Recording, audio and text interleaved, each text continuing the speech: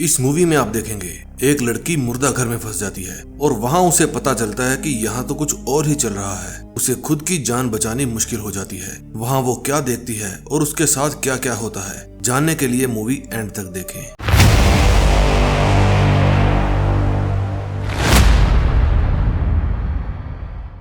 Movie की शुरुआत में हम क्लोई नाम की एक लड़की को देखते हैं जिसे अपने लेटर बॉक्स में से बैंक की तरफ से नोटिस मिलता है। इन लोगों ने अपना होम लोन नहीं भरा था, इसलिए बैंक इनका घर नीलाम करना चाहता है। जब वो बैंक से बात करती है तो वे उसकी सुनवाई नहीं करते। फिर वो अपने भाई टीजे को फोन करके उसे सब कुछ बता देती है। अगले सीन में हम क्लोई के भाई टीजे और उसके बॉयफ्रेंड रोज को देखते हैं जो कि महालल्लू इंसान है। वे दोनों पैसों के खातिर प्लास्टिक की गन लेके एक दुकान में डकैती करने आए हैं, लेकिन अंदर उनका बाप बैठा था असली गन लेके और वो रोज को शूट कर देता है। रोज जब गाड़ी के पास आता है तो टीजे उसको बचाने की बजाय गाड़ी लेकर वहाँ से फूट लेता है। फिर वो घर आकर अपनी बहन को सब कुछ बताता है। क्लोई बहुत ही तेज दिमाग की लड़की थी। वो पूछती है कि गाड़ी कहाँ है। डीजे बताता है कि उसने वो गाड़ी जला दी है और वो कार भी चोरी की थी। मुझे फंसाने के लिए सिर्फ एक ही सबूत है और वो है रोज का फोन। हमने चोरी की सारी प्लानिंग उसी फोन में की थी। और उधर मौकाई वारदात पर शेरिफ आकर रोज की बॉडी को मुर्दा घर भिजवा देता है। क्लोई मुर्दा घर के अंदर जाकर फोन ढूंढने का प्लान बनाती है, लेकिन असली मुसीबत थी कि वो मुर्दा घर के अंदर जाएगी कैसे। क्लोई एक मेडिकल स्टूडेंट थी। उसे पता था कि सबसे पहले रोज और उसके सामान को सबसे पहले मुर्दा घर लेकर जाया जाएगा और फिर उसके सामान को एक बॉक्स में डालकर एविडेंस रूम में रख दिया जाएगा और सुबह ऑटोप्सी रिपोर्ट के साथ वो सामान भी पुलिस को सौंप दिया जाएगा। फिर वे दोनों उस बिल्डिंग के अंदर घुसने की कोशिश करते हैं, लेकिन नाकामयाब रहते हैं। फिर टीजे क्लोई को लेकर अपनी एक दोस्त के पास जाता है जो कि एक क्लिनिक में काम किया करती थी। वे उससे प्रोपोफोल नाम का एक ड्रग लेते हैं जिसको लेने पर शरीर ठंडा हो जाता है और दिल के धड़कने की गति बहुत ही कम हो जाती है। ऐसा महसूस होता है जैसे इंसान मर गया हो। क्लोई कहती है मैं प्रोपोफोल लूंगी, तुम आधे घंटे बाद पुलिस को फोन करके बताना कि यहाँ एक डेड बॉडी पड़ी है। जब मुझे होश आएगा मैं मुर्दा घर में होंगी, फिर मैं वहाँ से सबूत लूंगी और आराम से सुबह बाहर आ जाऊंगी। अगर क्लोई ऐसा नहीं करती तो सुबह तक टीजे भी पुलिस की हिरासत में होता। अब क्लोई खुद को इंजेक्शन लगाती है और उसे मुर्दा घर में ही होश आता है। उसके तन पे सिर्फ एक सफेद चादर और पाँव में एक टैग लगा था। क्लोई अभी भी नशे में थी। उस रात वहाँ 3 और डेड बॉडी आई थी। तभी क्लोई बाहर झांक कर देखती है एक आदमी उसी की तरफ चला आ रहा था। उसका नाम कॉर्नर था। वो वहाँ पर डेड बॉडीज की डिटेल्स नोट करने और एक डेड बॉडी को वहाँ से ले जाने आया था। उस समय क्लोई बहुत ज्यादा डरी हुई थी। उसे डर था कहीं वो पकड़ी न जाए। फिर कॉर्नर एक बॉडी को बाहर ले जाता है। उसके जाने के बाद क्लोई उसका पीछा करने लगती है और सभी रूम चेक करके देखने लगती है। तभी एक रूम में उसे एक लड़की की लाश मिलती है। उसको देखकर वो और भी ज्यादा डर जाती है। फिर वो वहाँ पर पड़े हुए कपड़े पहनती है। आगे जाके उसे एविडेंस रूम भी मिल जाता है, लेकिन कॉर्नर भी उसी रूम के अंदर था। जब कॉर्नर उस रूम से बाहर आता है तो बाहर से बेल बजती है। बाहर मैनिक्स नाम का एक बंदा कॉर्नर से मिलने आया था। फिर कॉर्नर कंट्रोल रूम से ही गेट खोल देता है और खुद उसे मिलने के लिए बाहर जाता है। क्लोई भी उस समय उसके पीछे जाकर छुप जाती है। मैनिक्स कहता है कि अबे साले तू मुर्दा घर के बीच अकेला रह कैसे लेता है। इसका मतलब वो इस पूरी बिल्डिंग में अकेला ही था। उन दोनों की बातों से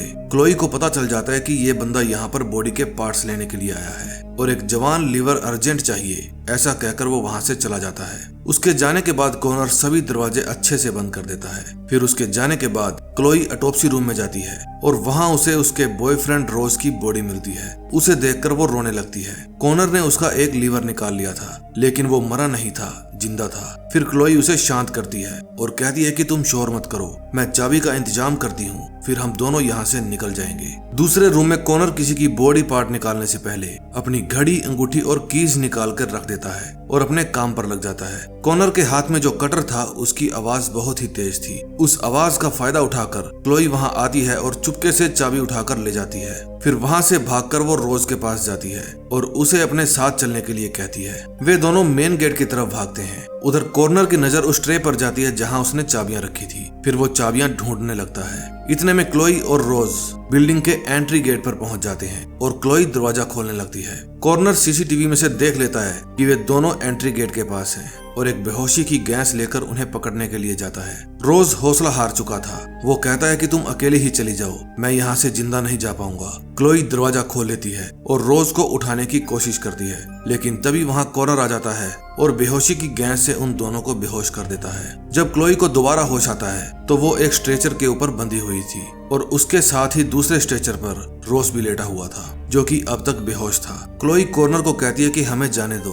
कॉर्नर कहता है कि तुमने क्या सोचा, तुम यहाँ आओगी और इसे छुड़ा कर ले जाओगी? तुम लोग काम नहीं करते, बस चोरियां करते हो। इस देश के लिए तुम लोग कलंक हो और मैं तुम सबको एक ही तराजू में तोलता हूँ। तुम जिंदा मेरे लिए किसी काम की नहीं और मरने के बाद तुम लाखों की हो जाओगी। तुम्हारे शरीर के एक एक अंग उन लोगों के काम आएंगे जो वाकई देश के लिए कुछ करना चाहते हैं। वे लोग जीना डिजर्व करते हैं, तुम लोग नहीं, क्योंकि तुम लोग समाज के ऊपर बोझ हो। अब मैं समाज के लिए कुछ अच्छा करने में तुम्हारी हेल्प करूंगा। फिर कॉर्नर रोज की बॉडी में से उसका लेता है, क्योंकि उसे थोड़ी देर बाद उसकी डिलीवरी करनी थी। ये नजारा देखकर क्लोई का दिल घबरा जाता है और उसे उल्टी आने लगती है। कॉर्नर रोज का लीवर लेकर वहां से बाहर चला जाता है और क्लोई, जिसके हाथ पैर उस स्ट्रेचर के साथ अच्छे से बंधे हुए थे, खुद को रिलीज करने की कोशिश करती है। फिर वो वहां पर पड़े कटर की हेल्प से अपने एक हाथ के स्ट्रैप को काट लेती है, लेकिन उस कटर की आवाज कॉर्नर को सुनाई दे जाती है और जब कॉर्नर उस रूम में वापस आकर देखता है तो क्लोई उसे वहां पर नहीं मिलती।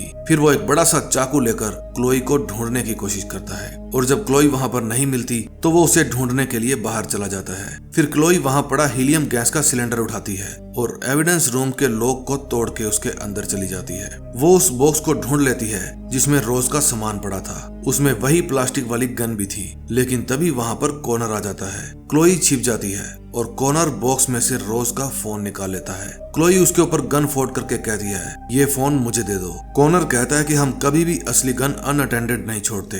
इट मीन्स या तो ये गन खाली है या फिर नकली है। क्लोई उसकी आंख पर निशाना लगाती है और एक प्लास्टिक की गोली उसकी आंख पर लगती है। मौका देखकर वो वहां से भाग जाती है। फिर कॉर्नर वो मोबाइल लेकर रोज के पास जाता है और उसका चेहरा दिखाकर मोबाइल को अनलॉक कर लेता है। उस दौरान क्लोई एक ऐसी जगह पहुंच जाती है जहां बहुत सारे पेशेंट थे और वो भी जिंदा।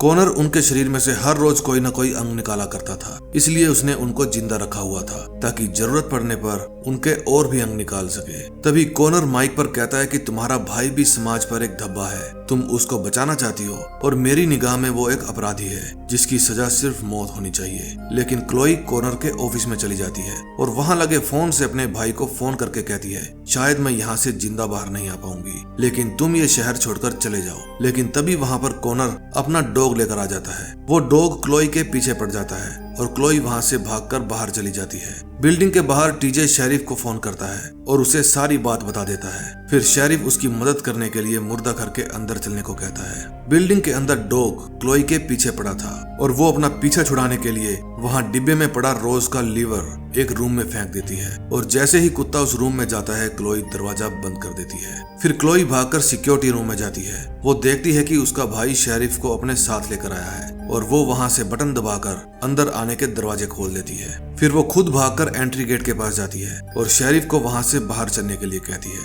शेरिफ कहता है कि मुझे पहले से ही शक था, ये बंदा कुछ गड़बड़ करेगा। फिर शेरिफ उन दोनों को ही पीटने लगता है क्योंकि शेरिफ खुद कॉर्नर के साथ मिला हुआ था। लेकिन क्लोई वही नकली गन दिखाकर शेरिफ को पीछे हटने के लिए कहती है और खुद बिल्डिंग से बाहर आ जाती है। तभी कॉर्नर स्पीकर में से शेरिफ को बताता है कि ये गन असली नहीं नकली है, लेकिन तुम इन्हें कुछ मत करना, ये दोनों मुझे जिंदा चाहिए। इतने में वे दोनों बिल्डिंग के पीछे वाली साइड पर भाग जाते हैं और शेरिफ उस डॉग को उनके पीछे लगा देता है। फिर वे दोनों वहां बने बेसमेंट का दरवाजा तोड़कर उसके अंदर घुस जाते हैं और गेट को अंदर से अच्छे से बंद कर लेते हैं। फिर शेरिफ वहां आता है और उस गेट को बाहर से हथकड़ी लगा के बंद कर देता है। इतने में वहां पर मैनिक्स अपनी डिलीवरी लेने के लिए आ जाता है, लेकिन कॉर्नर कहता है कि अभी 1 घंटा और लगेगा। मैनिक्स उस पर गुस्सा होने लगता है। फिर मैनिक्स की नजर शेरिफ की कार पर पड़ती है। फिर मैनिक्स कहता है कि अच्छा, ये सुअर तेरे साथ काम करता है। तभी वहां पर शेरिफ आ जाता है और उसे शूट कर देता है क्योंकि वो बिल्कुल नहीं चाहता था किसी को पता चले कि मैं कॉर्नर के साथ मिला हुआ हूँ। बेसमेंट के अंदर क्लोई को एक हथौड़ा मिलता है और वो उसे अपने साथ रख लेती है। फिर वे दोनों ही